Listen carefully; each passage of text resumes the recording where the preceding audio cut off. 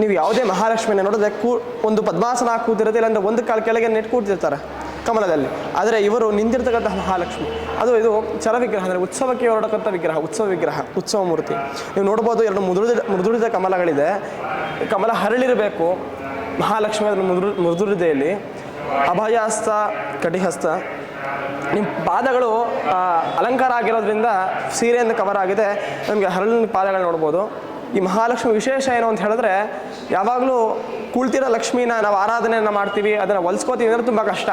ಯಾವತ್ತು ನಿಂತಿರ್ತಾಳೆ ಮಹಾಲಕ್ಷ್ಮಿ, ಎರಡು ಕೈ ಆಶೀರ್ವಾದ ಮಾಡಿ ನಿಂತಿರ್ತಾಳೆ ಅನ್ನೋದು ಬಹಳ ಮುಖ್ಯ. ಮತ್ತು ನಮಗೆ ಅತ್ಯಂತ ಬೇಗ ವರವನ್ನು ಕೂಡ ಮಹಾಲಕ್ಷ್ಮಿ ಯಾರು ಅಂತ ಹೇಳಿದ್ರೆ ನಿಂತಿರ್ತಕ್ಕಂಥ ಮಹಾಲಕ್ಷ್ಮಿ.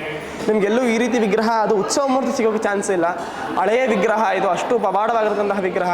ಇದಕ್ಕೆ ಒಂದು ತುಪ್ಪದ ಬತ್ತಿ ಆರತಿ ಮಾಡೋದ್ರಿಂದ ನಮ್ಮ ಕಷ್ಟಗಳಾಗಿರ್ಬೋದು, ಇಲ್ಲಿಗೆ ಮಡ್ಲು ತುಂಬಿಸೋದ್ರಿಂದ ನಮ್ಮ ಕಷ್ಟಗಳಾಗಿರ್ಬೋದು, ಕಷ್ಟಕಾರ್ಪಣೆಗಳಾಗಿರ್ಬೋದು ನಿವಾರಣೆ ಆಗುತ್ತೆ. ಎಷ್ಟು ಮಹಾಲಕ್ಷ್ಮಿ ಎಷ್ಟು ವಿಶೇಷ ಅಂತ ಹೇಳಿದ್ರೆ, ನಾವು ಉತ್ಸವವನ್ನು ಎತ್ಕೊಂಡ್ರೆ ಅದೇ ಎಳ್ಕೊಂಡು ಹೋಗುತ್ತೆ. ಹಲವಾರು ಜನ ಪರೀಕ್ಷೆಗೆ ಅಂತ ಬಂದು ಅವರು ವಿಫಲರಾಗಿ ಮಹಾಲಕ್ಷ್ಮಿಗೆ ಶರಣಾಗಿ ಹೋಗಿದ್ದಾರೆ.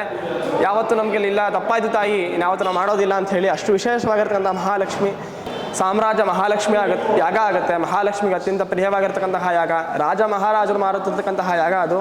ಈಗಿನ ಕಾಲದಲ್ಲಿ ಇಡೀ ಪ್ರಪಂಚದಲ್ಲಿ ಯಾರೂ ಮಾಡಿಲ್ಲ ಯಾಗವನ್ನು. ಅಂದರೆ ಮುಂಚೆ ರಾಜ ಮಹಾರಾಜರು ಬಿಟ್ಟರೆ ಈಗ ದೇವಸ್ಥಾನದಲ್ಲಿ ಮಾತ್ರ ನಡೀತಾ ಇರ್ತಕ್ಕಂಥದ್ದು.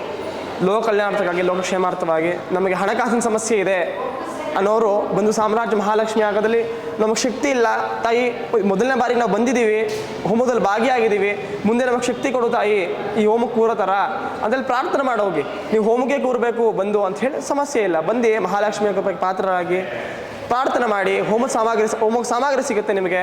ಪೂರ್ಣಾವಧಿ ಸಾಮಗ್ರಿ ಅಂತ ಮಹಾಲಕ್ಷ್ಮಿಗೆ ಸಂಬಂಧಪಟ್ಟ 9 ಸಾಮಗ್ರಿಗಳು, ನಮ್ಮ ಕಷ್ಟಕಾರ್ಪಣೆಗಳ ನಿವಾರಣೆ ಆಗೋದಕ್ಕೋಸ್ಕರ ಆ ಸಾಮಗ್ರಿಯನ್ನು ದೃಷ್ಟಿ ತಕ್ಷಣ ಹೋಮಕ್ಕೆ ಸಮರ್ಪಣೆಯನ್ನು ಮಾಡ್ಕೊಳ್ಳಿ. ಆಗ ಮಹಾಲಕ್ಷ್ಮಿ ಪ್ರಾರ್ಥನೆ ಮಾಡ್ಕೊಳ್ಳಿ, ಮುಂದಿನ ಬಾರಿ ತಾಯಿ ಶಕ್ತಿ ಕೊಡಬೇಕು ಅಂತ ಹೇಳಿದ್ರೆ ಮತ್ತೆ ಬಂದು ನಾನು ಹೋಮಕ್ಕೆ ಕೂರಬೇಕು, ಆ ಶಕ್ತಿ ಕೊಡು ತಾಯಿ ಅಂತ ಪ್ರಾರ್ಥನೆ ಮಾಡ್ಕೊಳ್ಳಿ. ನಿಮಗೆ 100ಕ್ಕೆ 100 ಸಕ್ಸಸ್ ಆಗುತ್ತೆ.